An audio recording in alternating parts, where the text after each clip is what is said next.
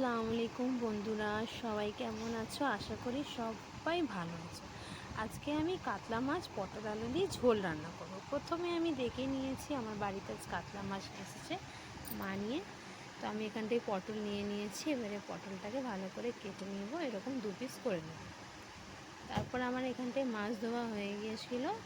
তারপরে মাছে আমি এখানে নুন আর হলুদ মিশিয়ে নেব সুন্দরভাবে। তো আমি এখান থেকে কড়া নিয়ে নিয়েছিলাম। কড়াতে আমি সর্ষে তেল দিয়ে দিচ্ছি সুন্দর করে। তারপরে আমি এখানটায় হলুদ গুঁড়ো আর লঙ্কা দেব, ভালো করে সুন্দর করে মিক্স করে নেব দুটো।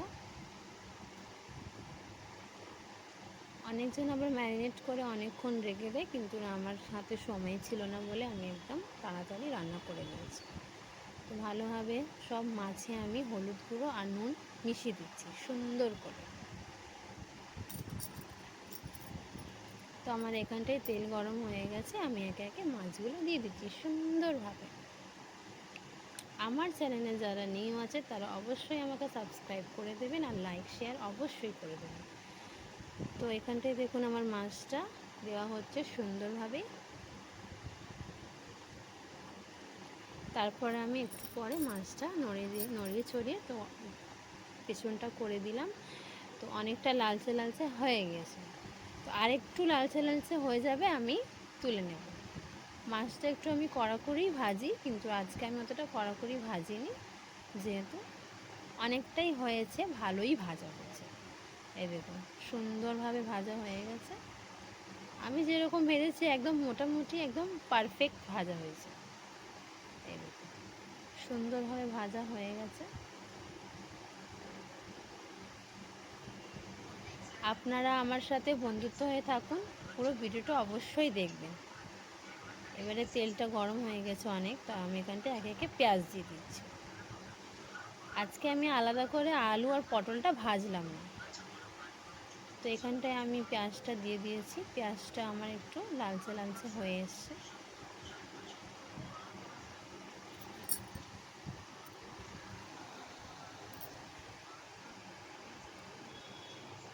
তো আমার এখানটায় মাছ ভাজা অবশ্যই রেডি। তো দেখুন পেঁয়াজ ভাজাটাও হয়ে এসছে। তো আমি এখানটায় একে একে সব মশলাগুলো দিয়ে দেবো। প্রথমে দিয়েছি লাল লঙ্কার গুঁড়ো, তারপর আমি এখানটায় হলুদ গুঁড়ো দেবো 1 চা চামচ। তারপরে আমি এখানটায় স্বাদ মতো নুন দেবো। তারপর আমি এখানটায় আদা রসুনের পেস্ট দিয়ে দেবো একে একে। জিরে গুঁড়ো দেবো। তারপর আমি এখানটায় নুন দিয়ে দেবো স্বাদ মতো। তারপরে আমি এখানটায় রসুনের পেস্ট দিচ্ছি 2 চা চামচ। ব্যাস, এবারে পুরো মশলাটা মিশিয়ে নেব সুন্দর করে। ভালো করে মশলা কষা হয়ে গেছে, তো আমি একটু অল্প একটু জল দিয়ে দিলাম। মশলাটা কিন্তু 5 মিনিট কষাতে হবে। তো আমি এখানটায় জল দিয়ে দিলাম সুন্দরভাবে। তো আমার এখানটায় মশলা তেলের উপরে চলে এসছে। তো আমি এখানটায় একে একে পটলগুলো সব দিয়ে দেব, যে পটলটা আমি কেটে রেখেছিলাম।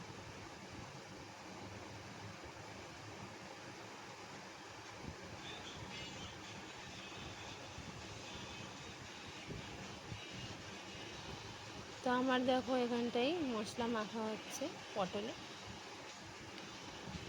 তারপরে আমি এখানটায় একে একে আলুও দিয়ে দিচ্ছি সুন্দরভাবে।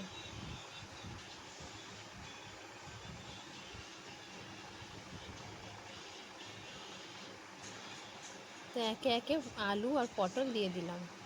যেহেতু এটা তো পুরো ভরে গিয়েছিল, নড়াচড়া ঠিক করে করা যাচ্ছিল না, সেজন্য আমি হাঁড়িতে অ্যাড করে নিয়েছিলাম। সত্যি কথা বলতে কড়াতে রান্না করতে আমার খুব ভালো লাগে, কিন্তু আমার কড়াতে ধরছিল না, সেই কারণে আমি হাঁড়িতে অ্যাড করে নিয়েছিলাম।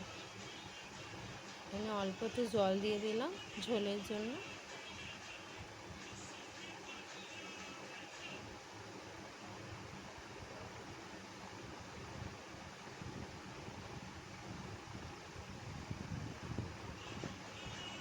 খুবই সুন্দর রান্না হয়েছে, আপনারা অবশ্যই একবার ট্রাই করবেন।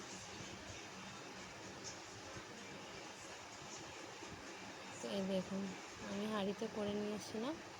এবারে আমার তরকারিটা মাশাআল্লাহ অনেক সুন্দর ফুটছে। তা আমি এখানটায় এই দেখুন একটু জল দিয়ে দেব।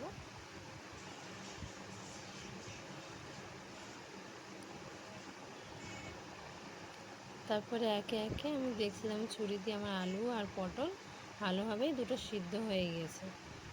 তারপরে আমি এখানটায় অল্প একটু জল দিয়ে তারপরে আমি এখানটায় মাছগুলো একে একে দিয়ে দেবো।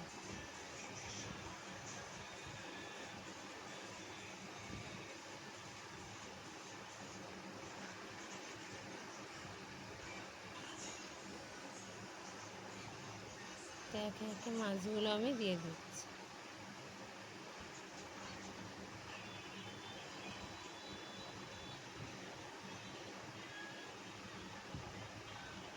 সুন্দরভাবে মাছগুলো সব আমি ঝোলের ভেতরে দিয়ে দিলাম। খুবই সুন্দর একটা রেসিপি। অবশ্যই আমাকে একটা লাইক দিয়ে যাবেন, শেয়ার করে দেবেন। Thank you.